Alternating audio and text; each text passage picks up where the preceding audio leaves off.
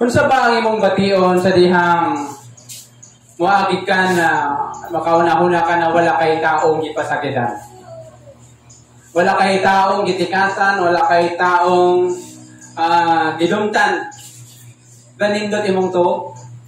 Nindot imong nga imong kinabuhi, kinasayod ka, na walay naglagot nimo. Kung may mga time good as a reality speaking, na bising unsa nimo himog maayo, na adoy dautan makita ang tao.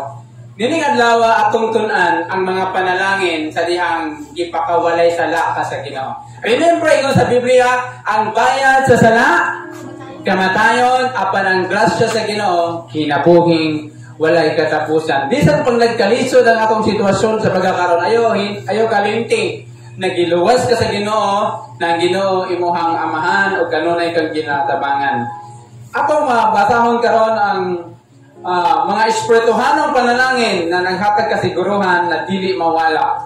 Si Paul, nasa iduwa ka tumong sa iyang pagsulat sa mga taga-Roma, muna kitawag sa kining Book of Romans, is the Book of Teaching. Number 1, isultihan niya sila na sila nindot na mahimong Kristohanon. Nindot pa mahimong Kristohanon. Kung na-Kristohanon ka, lagi ang imuhang panglantaw sa mga pagsulay. Kaya wala ka pa sa Ginoo, laki pa din mong panglantaw. Hindi normal lang.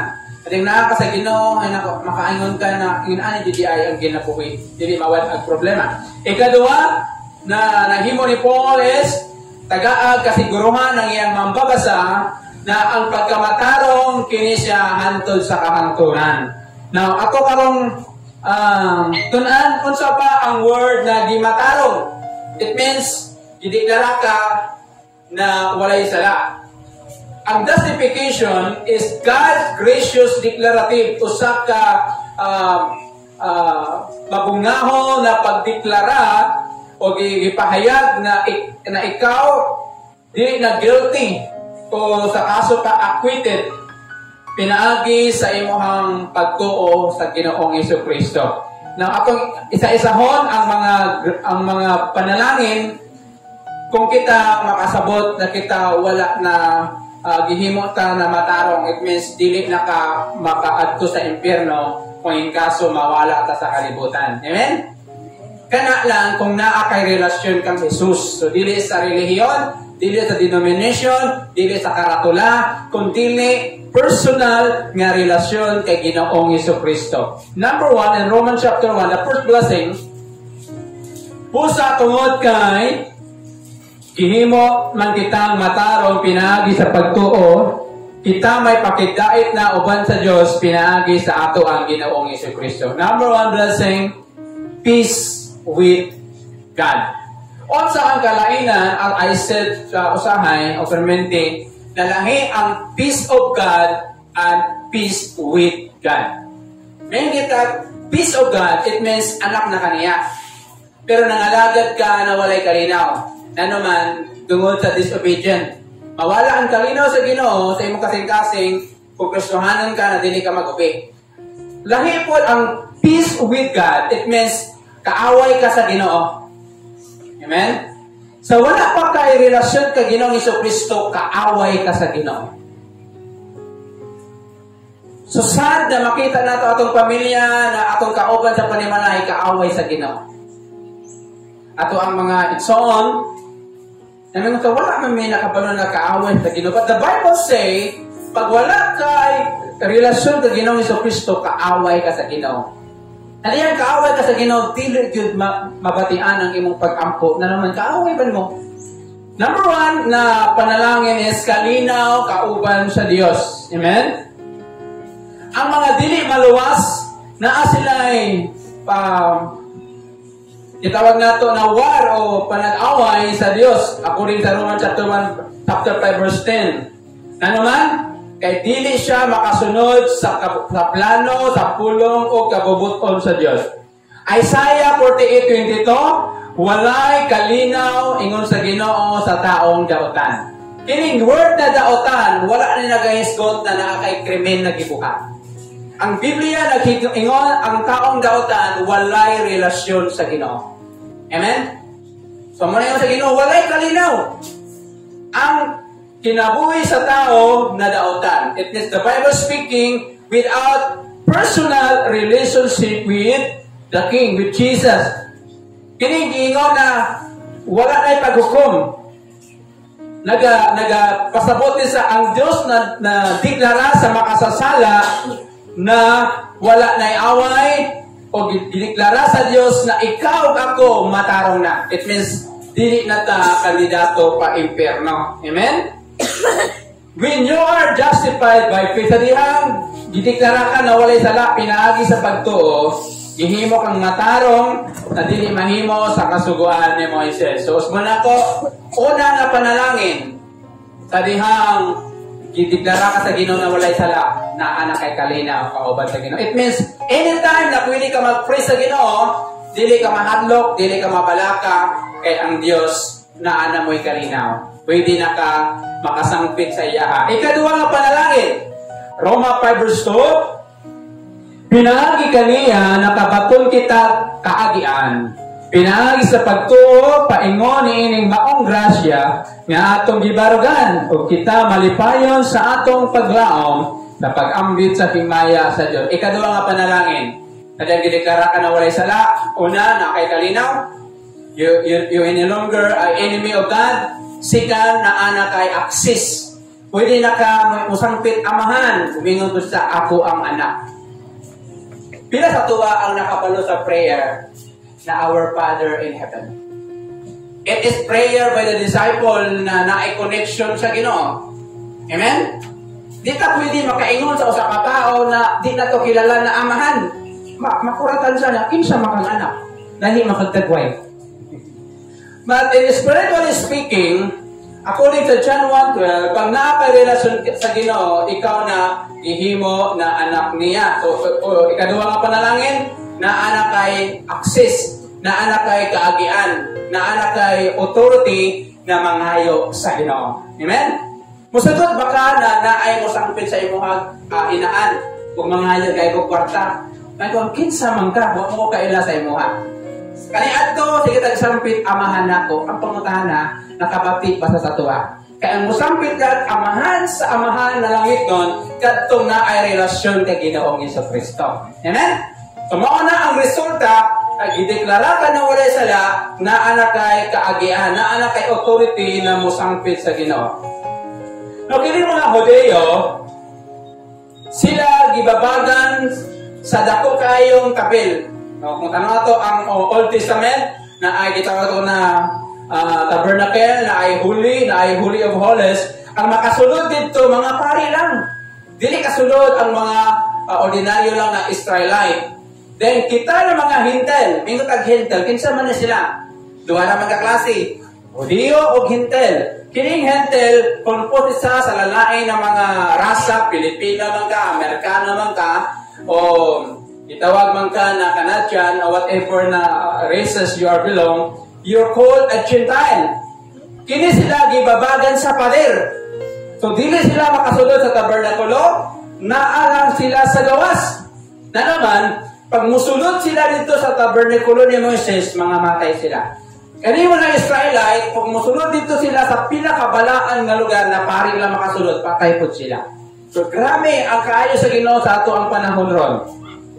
When Jesus died, in Lucas 23:45, ang tabil sa Holy of Holies, kung mabatahan na to ang gospel, na tunga na sa. Even kinsa ang pinaka mga master na magkahi, di na kaya naman, baga kayo na eh.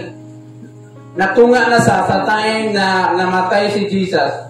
Then ikaduwa, ang pader between sa Judeo o sa tuan mga Gentile, na dili ka pwede makaduol sa Diyos sa Israel na wala to tungod kay Jesus. So, anytime, pwede na ka makaduol sa Ginoo kay wala naman kay gideklara naman ka na matarong. It means dili na ka hinukman na maimperno o dili na ka hinukman na maato sa linaw na kalayo. Amen? Ang gitawag nato na pagkawalay sala, nagahisgot ni sa ato ang gibarugan. So kining gitawag na pagkabalaan, nagahisdot ni sa atong kaimtangan. So ang ato ang gibarugan, gideklarata na walay sala. Una, na anak kay kalinaw, kauban sa Dios. So kung panahon na naakay panginahanglan, di na ka mag-uol, pwede na ka malisang, pwede ka makaduol. Ikaduwa, anytime pwede ka makapangayo. Na naman, kay gideklara naman ka na walay sala. Di ba? Ikatulo, na panalangin sa gitawag nato na gideklara ka na walay sala o pagkamatarong. Verse 3 and 4, labaw pa ni ini magmalipayon kita bisan sa atong mga kasakit, kay nasayod man kita nga ang atong pag-antos mubunga o pagkalahutayon, o ang pagkamalahutayon mubunga o kaligon, o ang kaligon mubunga o paglaom. Ikatulo nga panalangin sa diyang mingon ng Diyos, you are not guilty. Third, na anak kay Christian character.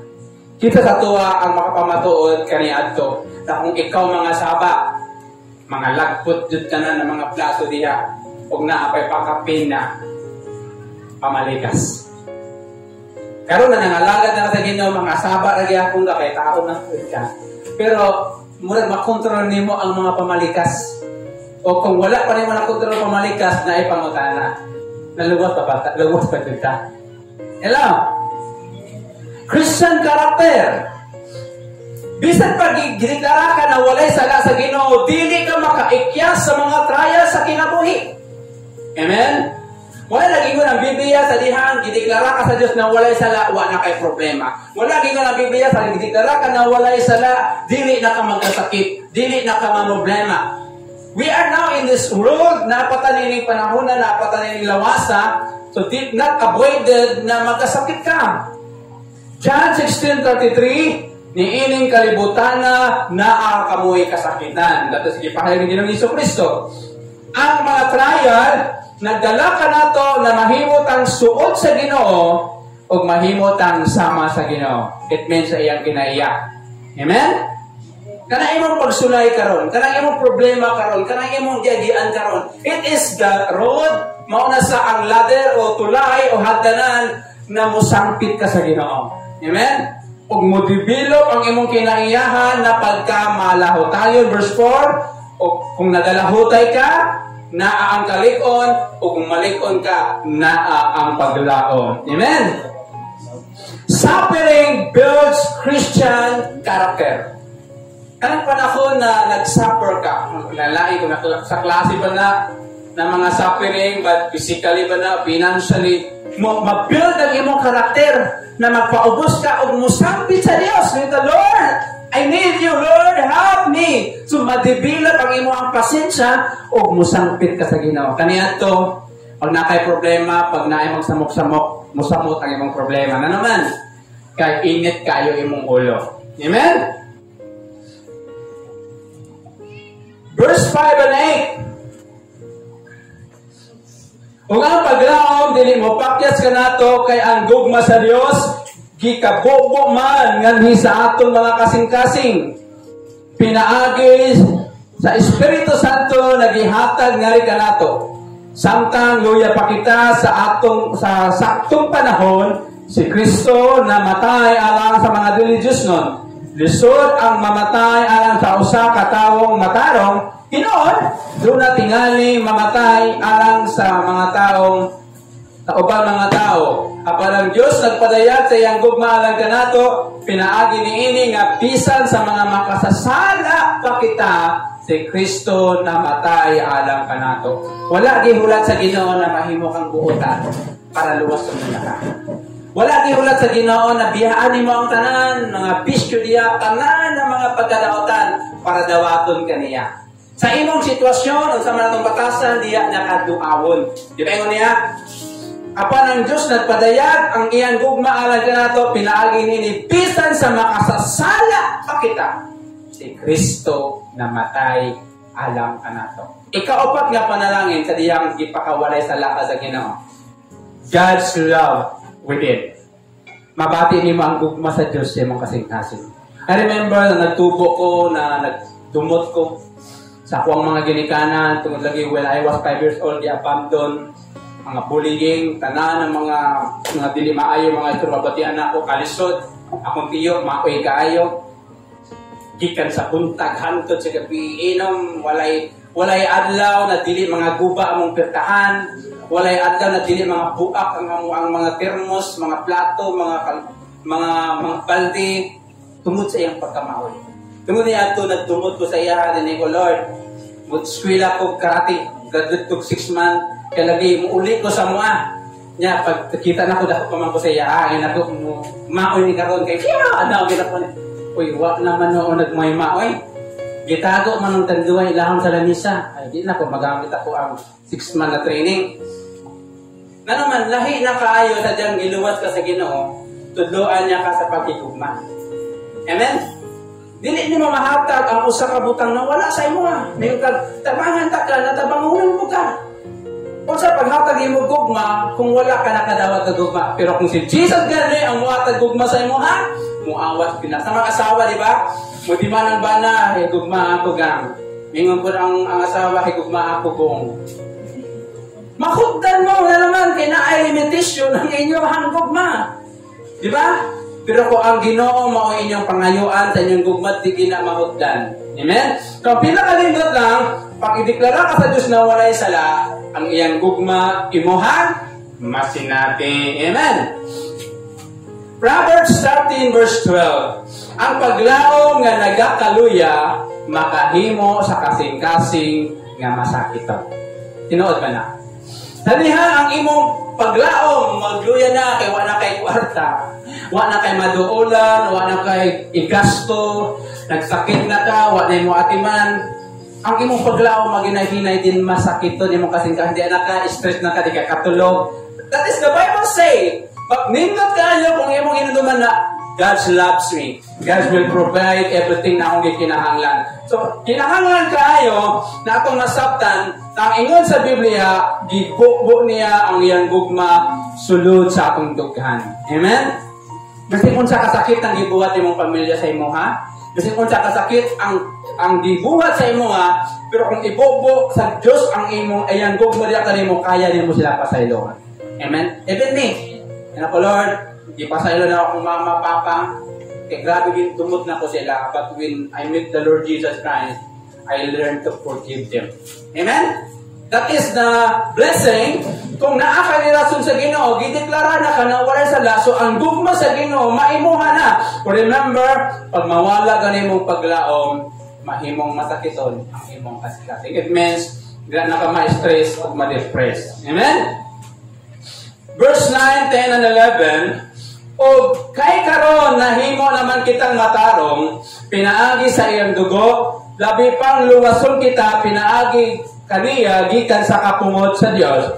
Kay kundi ha, mga kaaway pa kita sa Dios, kita gipasiguli ngadto sa Dios, pinaagi sa kamatayon sa iyang anak. Labaw pa karon nga napasiguli na kita, luwason kita, pinaagi sa iyang kinabuhi. O dili lamang kay kita, kundili nga nagmalipayon usab diya sa Dios, pinaagi sa ato ang Ginoong Hesukristo, nga paagi kaniya nakadawat kita sa pasiguli. Ikalima nga panalangin.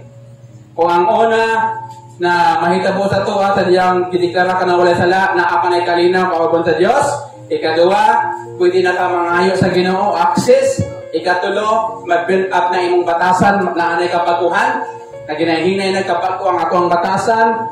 Ikaapat, mabati nato ang gugma sa Ginoo. Ikalima, di ta mahadlok sa impyerno. Gitawag ni sa future deliverance. Pag human manggod na mubalik ang Ginoo sa kahanginan, kita mga tubang dito. Pag abot dito, ato bangon nato atong binuhatan bilang Kristohano, dili para ma-impyerno, kundi kung unsa ang reward o corona na ihatag niya sa atua. If God save us when we are enemy, remember ha? Sa wala ka pa sa Ginoo, kaaway ka sa Diyos.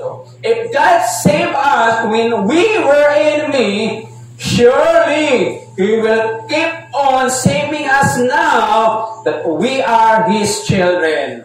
Kung giluwas na kaniadto, nakaaway pa taniya, samot karon na anak na taniya. Amen?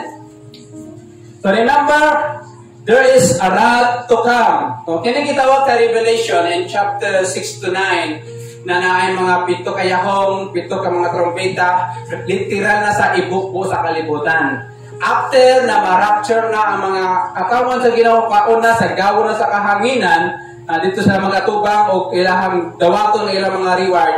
Pero ang kalibutan, mag-abot ang linog sa tipo kalibutan. To remember, di ba sa Cebu? But the Bible says, whole world ang mahitabok na linog.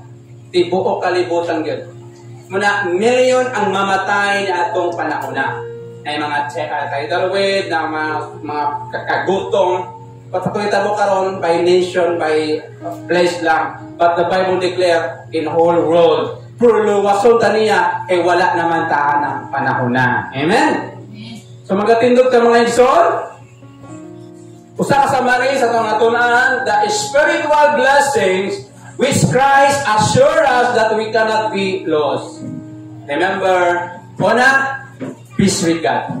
Naanak kay kalinaw, kauban na doon. Ikadua, access. Pwede na ka mangayo, kung sa man yung pangayoon sa Ginoo. Ikatulo, building character. Tagaan na kag fruit of the Holy Spirit na ikapaguhan na itong kinabuhi. Ikapat, masinabi niyo ang gugma sa Ginoo o katapusan, luwason niya ka sa palaabuto na hukuman sa Diyos ang kalibutan. Magatindog ka?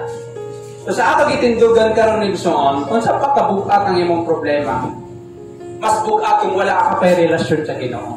Mas bukat kung wala pa nimo nadawat si Jesus imong kinabuhi. Kung sa atong pagpangalangad ka na mga problema, ayaw kalimot na mingon ng Ginoo, itugyan kaniya ang tanantang mga kabalaga kay siya ng atiman ka nato.